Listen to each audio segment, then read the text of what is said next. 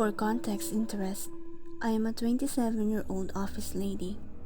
I mostly work night shift but was recently moved to a different agency and was transferred to a day shift team to manage the newly employed. Because I was transferred, my husband and I decided to move out and rent a house near my new office. And we found this small 2-story house in a closed-off subdivision, with security guards roaming the area in the evening. We moved in during the weekends to avoid a hectic day. We didn't have much stuff, so we were able to finish early. Our new home was a sweet deal. It had a small garden at the back. Some of the flowers and small trees are left behind by the previous owners. We met them prior to renting this beautiful house. They were a sweet old couple who was moved by their children to a better place. Frankly, I think there's no better place than this one. What sold this house for me was the mahogany floorboards, the veranda upstairs that overlooks the whole subdivision, and the mini sunroom facing the garden downstairs. It has been my dream to have a sunroom ever since I was really small. Imagine morning coffee with your loved ones, or just by yourself, sitting on an inclined soft sofa, enjoying the sun without it actually burning you, and just draping yourself with the utmost relaxation ever. That very evening, my husband and I decided to have a movie marathon. It was the first time ever since working that I was actually home for the night. And we just wanted to watch all the movies we'd been pushing for some other time. We ran out of snacks in the middle of the movie, so I went to our kitchen to grab some more and some soda. I noticed the lamps in the garden were open. I remembered putting the lights off so we could save more on electricity. As I walked towards the switch to the lights, they turned off on their own. I brushed it off as a faulty line and returned to my husband with the snacks. I did tell him about the lights, and he said he would find a way to fix them tomorrow. The evening went on really well, and we were able to finish 3 movies before going to bed. I wish I could say my sleep went well, but I felt really stuffy, and my dream was just me running down a seemingly endless set of stairs, and a voice behind me kept saying,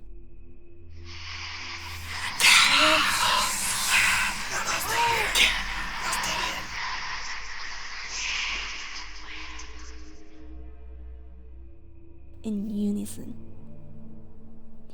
I woke up, obviously shaken by the dream.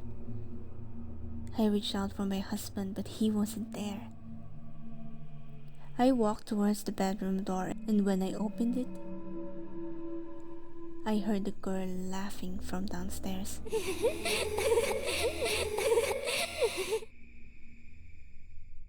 I got a little angry and thought that my husband must be watching another movie behind my back. I slowly walked towards the stairs as I didn't want my footsteps to be heard. Once I reached the stairs, I saw my husband standing motionlessly, his back facing against me. "Hon?" I called out, but he didn't respond. I looked around, trying to find the source of the laughter that was yet to cease. I called out to my husband again. This time, he turned around at an almost human speed and looked at me. And the laughing finally stopped. Suddenly, I heard running footsteps approaching me and up the stairs. I slumped down, and the running stopped. I frantically looked around, breathing heavily, anticipating another sound. There was a sudden sigh just beside me. I closed my eyes, nervously trying to reach my hand out to my left to check if there was anyone or anything there, and then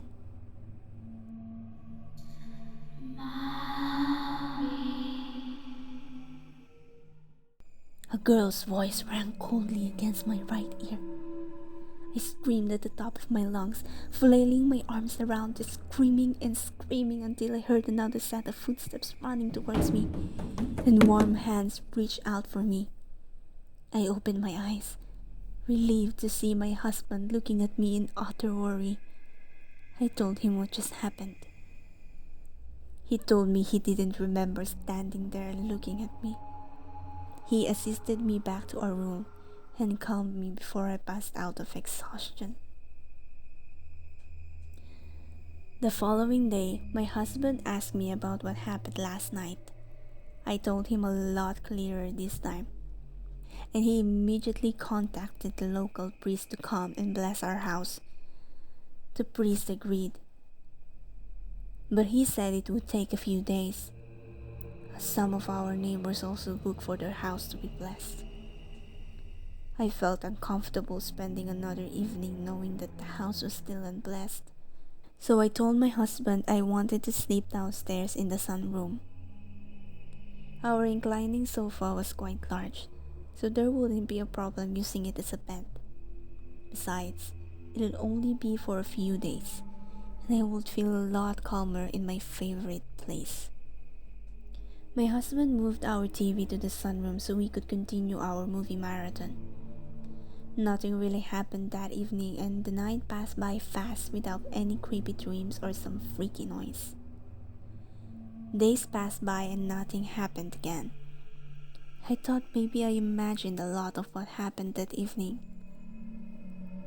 My husband had to work later than usual one weekday, and I was left in the house alone for the evening. I set up our usual spot in the sunroom, had the TV on, had all the lights open, and even the lamps in the garden. I also had a small cabinet filled with snacks and drinks so I wouldn't be required to go anywhere during the evening. I skimmed through different movies and found the most action film with lots of guns shooting and explosions to keep me company. The night was going well when I heard a loud thump from upstairs. I got nervous, so I grabbed the remote and just blasted the volume of the TV to full.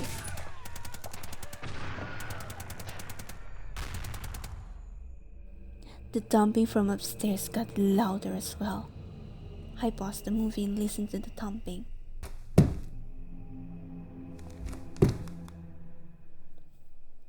It sounded like someone was stomping their feet upstairs. It went on for quite some time before abruptly stopping, and then I heard a light tap on the glass door beside me. I looked in the direction of the sound, but no one was there. There was another tap, then another, and another, each time getting louder and faster and faster and faster. I cupped my ears and shut my eyes. Go away, go away, go away, go away, I whispered to myself. I felt a strong gust of wind almost running through me. It made me open my eyes in shock, and then I heard it again.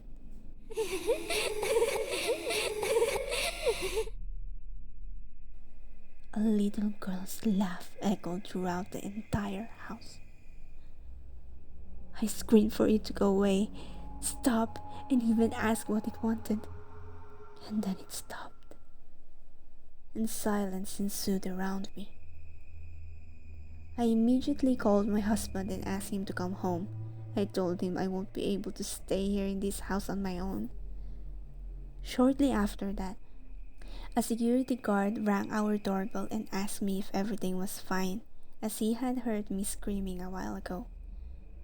We heard a giggle from behind me.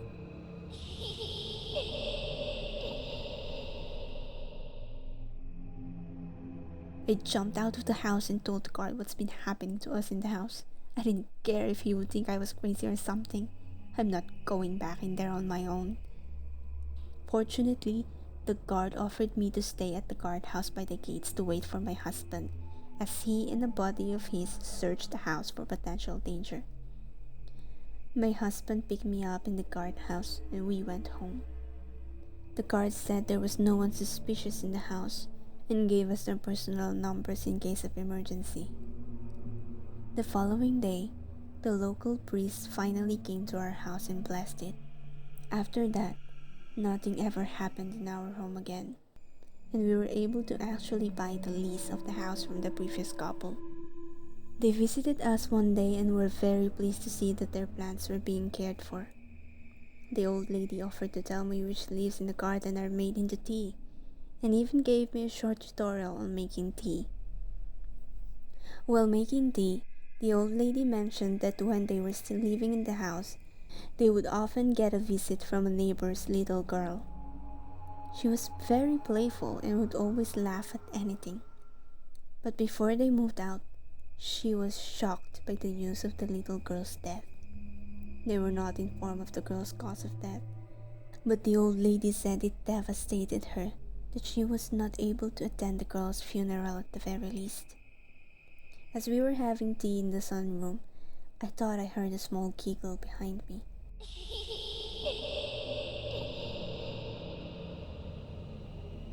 I asked my husband if he heard something, to which he replied no. I looked around and waited for any sound. Nothing. Maybe it was my imagination.